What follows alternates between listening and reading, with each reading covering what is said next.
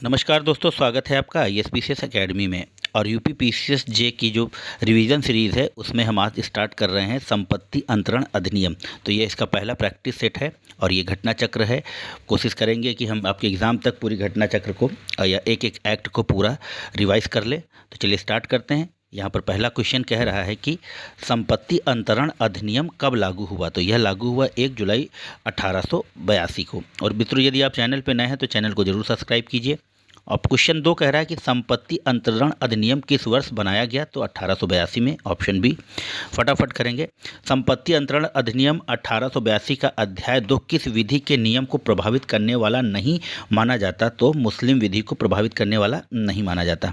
Next question देखेंगे। संपत्ति अंतरण अधिनियम की किस धारा में संपत्ति को परिभाषित किया गया है। तो इनमें से कोई नहीं। यह धारा 5 में परिभाषित अचल संपत्ति को किया गया है, यहाँ नहीं। नेक्स्ट क्वेश्चन देखेंगे। निम्नलिखित में से किस धारा में संपत्ति अंतरण को परिभाषित किया गया है। तो वह धारा 5। नेक्स्ट क्वेश्चन देख लेंगे। संपत्ति एक व्यापक शब्द है और इसमें प्रतिलिप्त्याधिकार शामिल है, क्योंकि संपत्ति अंतरण अधिनियम पेटेंट सहित सभी प्रकार की संपत्ति पर विचार करता है। तो यहाँ पर सी सही हो जाएगा, ए सही परंतु आर गलत। नेक्स्ट क्वेश्चन देखेंगे। न्यायालय ने निम्नलिखित संपत्तियों में से किसको स्थावर संपत्ति के रूप में मान्यता नहीं दी है। तो पूजा के अधिकार को स्थावर संपत्ति के रूप में मान्यता नहीं दी गई है। निम्न में से कौन सी संपत्ति संपत्ति अंतरण अधिनियम के अंतर्गत अचल संपत्ति नहीं है। तो पूजा का अधिकार जो मंदिर विशेष के संदर्भ में हो, अचल संपत्ति नहीं है। नेक्स्ट क्वेश्चन देखेंगे। संपत्ति अंतरण अधिनियम के अंतर्गत निम्न में से किस संपत्ति को अचल संपत्ति के रूप में मान्यता किसी संविधि द्वारा नहीं प्राप्त है किंतु न्यायालय द्वारा दी गई है। तो यहाँ पर पूजा का अधिकार सही हो जाएगा। और निरंतर अभ्यास करते रहिए मित्रों, क्योंकि निरंतर अभ्यास ही सफलता की कुंजी है। स्थावर संपत्ति के अंतर्गत काष्ठ नहीं आता, तो सही है। नेक्स्ट क्वेश्चन देखें। 11 में लिखा है कि संपत्ति अंतरण अधिनियम 1882 के अंतर्गत खड़ा काष्ठ यानी कि एक पेड़ स्थावर संपत्ति नहीं आता। यह इसका हो जाएगा सी आंसर। 12 में देखेंगे। निम्नलिखित संपत्तियों में से कौन सी अचल संपत्ति है। तो बढ़ता हुआ महुआ का पेड़ अचल संपत्ति है। संपत्ति अंतरण अधिनियम 1882 के अनुसार स्थावर संपत्ति में शामिल नहीं है। तो उगती फसलें स्थावर संपत्ति में शामिल नहीं होती हैं। नेक्स्ट क्वेश्चन देखेंगे। संपत्ति अंतरण अधिनियम के अनुसार शब्द अचल संपत्ति में क्या शामिल नहीं है। तो उगती फसलें। नेक्स्ट क्वेश्चन देखेंगे। अचल संपत्ति कौन सी नहीं है। फिर से देख लीजिए, वही उगती फसलें। नेक्स्ट। निम्नलिखित में से कौन अचल संपत्ति नहीं है। तो आराधना करने का अधिकार यानी पूजा का अधिकार अचल संपत्ति नहीं है। निम्न में से कौन अचल संपत्ति नहीं है। अचल संपत्ति है तो साख या गुडविल अचल संपत्ति है। संपत्ति अंतरण अधिनियम के अंतर्गत अचल संपत्ति में शामिल नहीं है। तो आप जानते हैं खड़ा काष्ठ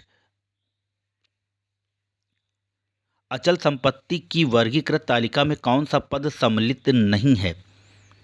तो सीलिंग फैन का विक्रय सम्मिलित नहीं है। 20 में देखेंगे। निम्नलिखित में से स्थावर संपत्ति नहीं है। तो यहाँ पर हो जाएगा रॉयल्टी। नेक्स्ट क्वेश्चन देखेंगे। अचल संपत्ति में शामिल नहीं है। तो खड़ी फसलें शामिल नहीं है। Next question. संपत्ति अंतरण अधिनियम के अंतर्गत भूमि के विनिष्ट चीजें सम्मिलित की गई हैं परिभाषा में स्थावर संपत्ति की। तो ऑप्शन ए हो जाएगा। नेक्स्ट क्वेश्चन, माफ़ कीजिएगा, इसमें ऑप्शन सी है भूबद्ध की। Next question. निम्नलिखित में से कौन सा अनुयोज्य दावा है।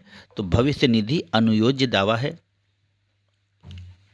निम्न में से कौन अनुयोज्य दावा नहीं है। तो मध्यवर्ती लाभ का दावा अनुयोज्य दावा नहीं है।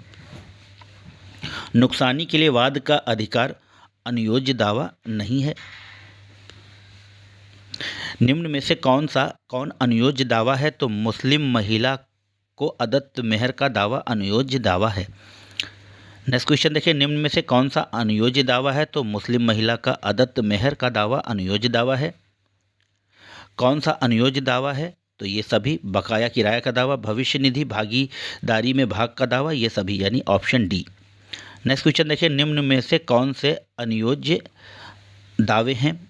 तो यहाँ पर डिक्री में भागीदारी में अंश और किराए के बकाये के लिए दावा अनियोज्य दावों के में सम्मिलित होते हैं। 30 नंबर में कह रहा है कि निम्न में से कौन अनियोज्य दावा के रूप में है? तो किराया का बकाया अनियोज्य दावा के रूप में है। निम्न में से कोई अनियोज्य दावा नहीं है, तो ऐसा कर्ज जो अचल संपत्ति के बंधक से प्रतिभूत हो, ऑप्शन डी।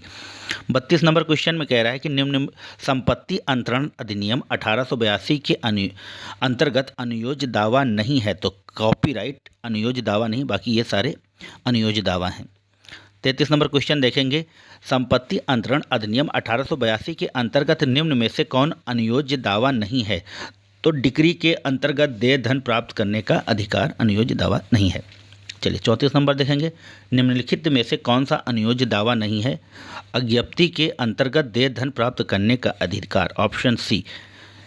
35 नंबर देखेंगे कि निम्न में से क्या कार्रवाई योग्य दावा नहीं है? तो दावेदार के कब्जे में रहने वाली चल संपत्ति पर लाभकारी हित, यानी ऑप्शन बी। 36 नंबर देखेंगे, निम्नलिखित में से कौन सा अनियोज्य दावा नहीं है? तो सुरक्षित ऋण अनियोज्य दावा नहीं है। निम्न में से कौन अनियोज्य दावा नहीं है? तो कोई ऋण जिसके लिए न्यायालय द्वारा दी गई डिक्री, ऑप्शन ए। निम्न में से कौन अनियोज्य दावा नहीं है? तो ऑप्शन बी हो जाएगा, एलएलबी परीक्षा में वचन ग्रहीता के उत्तीर्ण होने पर ₹500 का भुगतान करने का वचन अनियोज्य दावा नहीं है। 39 में लिखा है कि निम्नलिखित में से कौन से संयोजन सही सुमेलित हैं? तो यहाँ पर देख लेंगे हम लोग, एक मुस्लिम पत्नी का अंशदत्त मेहर का दावा अनियोज्य दावा है, ये सही है। अप्रतिभूत ऋण अनियोज्य दावा है, और माल विक्रय संविदा के अधीन लाभ अनियोज्य दावा है। अंतःकालीन यानी कि यह अनियोज्य दावा नहीं है। चलिए नेक्स्ट क्वेश्चन की ओर बढ़ेंगे। संपत्ति अंतरण अधिनियम 1882 के अंतर्गत प्रयुक्त रजिस्ट्रेशन शब्दावली से अभिप्रेत है, तो दस्तावेजों का रजिस्ट्रेशन।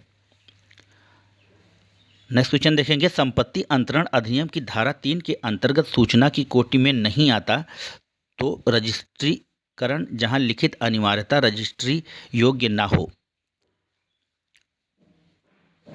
संपत्ति अंतरण अधिनियम निम्नलिखित को मान्यता नहीं देता, तो किसको मान्यता नहीं देता? यहाँ पर देख लेंगे, तो पूर्व संव्यवहार के अंतर्गत नोटिस।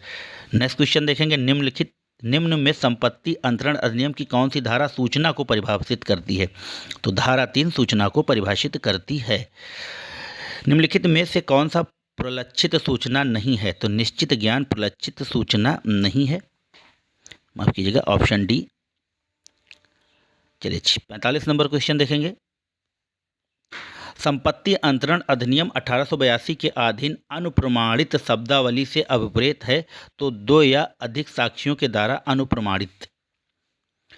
46 नंबर में देखेंगे, संपत्ति अंतरण का दस्तावेज रूप में अनुप्रमाणित होता है, तो क्या होगा? दस्तावेजों 2 गवाहों द्वारा हस्तलिखित हों जिन्होंने निष्पादक को हस्ताक्षर करते देखा हो और जिन्होंने निष्पादक की उपस्थिति में हस्ताक्षर किए हों। नेक्स्ट क्वेश्चन देखेंगे, संपत्ति अंतरण अधिनियम 1882 के अंतर्गत एक लिखित के वैध अनुप्रमाणन हेतु आवश्यक है, तो यहाँ पर उपयुक्त में से सभी। नेक्स्ट क्वेश्चन देखेंगे, किसी दस्तावेज का अनुप्रमाणीकरण करने वाला साक्षी हो सकता है, तो क्या हो सकता है? ऐसा व्यक्ति जिसने दस्तावेज लिख देने वाले को दस्तखत करते हुए देखा हो, किंतु जो उसके दस्तखत को जानता है। नेक्स्ट क्वेश्चन देखेंगे, दस्तावेज के संबंध में अनुप्रमाणित का अर्थ है जिसे साक्षी किया है दो या अधिक साक्षियों ने। नेक्स्ट क्वेश्चन और ये लास्ट क्वेश्चन है, दस्तावेजों के अनुप्रमाणन का अर्थ है, क्या अर्थ है? अनुप्रमाणक साक्षी द्वारा निष्पादक को हस्ताक्षर या चिन्ह लगाते देखा है एवं निष्पादक से उसके हस्ताक्षर की वैयक्तिक अभिव्यक्ति पाई है, दोनों। तो मित्रों, यह थे कुछ कुल महत्वपूर्ण 50 प्रश्न जो आपकी प्रीवियस ईयर परीक्षाओं में आए हैं। आशा है आप लोगों को पसंद आएंगे। और यदि आप जीएस को पढ़ना चाहते हैं तो हमारे चैनल की प्लेलिस्ट पर जाके मयंक सर और इमरान सर के वीडियोस देखिए, जो आपके लिए बहुत ही लाभकारी सिद्ध होने वाले हैं। और तब तक के लिए हमें इजाज़त दीजिए। जय हिंद, जय भारत, नमस्कार।